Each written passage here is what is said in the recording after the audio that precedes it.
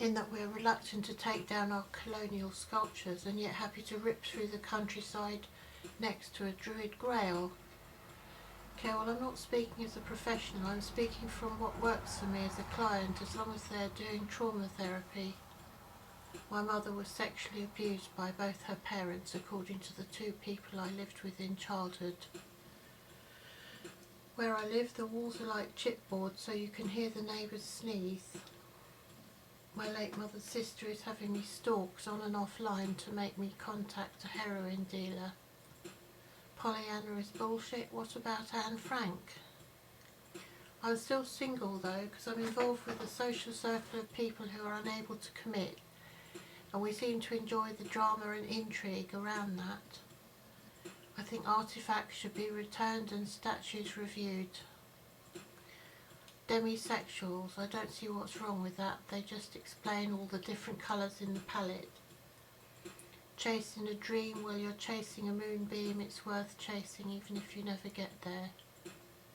Child freedom, meeting someone who hasn't had children, women especially, as it was always accepted that a man might be a bachelor. I don't think having children is the only way to feel alive or feminine, sex being a latent energy that is slow burning.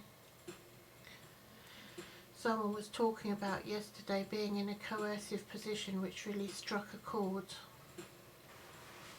I had a difficult day trying to cut down on caffeine and sugar, with resulting difficult feelings coming up, but then I'm all about doing that, so it was worth it. I do admire the strength and courage of Nick. You know, and everyone seems to be worried about my brother when actually my own life is in danger from my addictive behaviour. I have a fracture at the top of my leg, which is at risk of breaking and cutting off the blood circulation.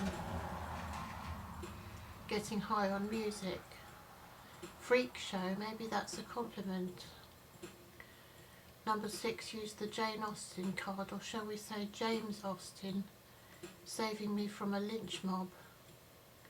My mother was like sweet as a deer. Like some people are just too gentle for this world. You are what you feel, I would say. This is actually starting to work. I feel more alive. Well, I've felt perfectly soulmated with several people like that actually. It was oh so perfect. A friend of mine went speed dating and met 6 soulmates in an afternoon.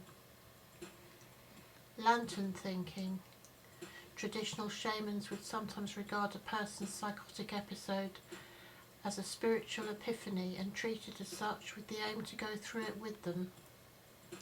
He knew I was waiting for him. There is a rhythm to it, and the gaslighting reaches fever pitch, with people panicking about our shores, chants as we grunting like a pig. Horrific, a bit drunk from the sun, jumpy.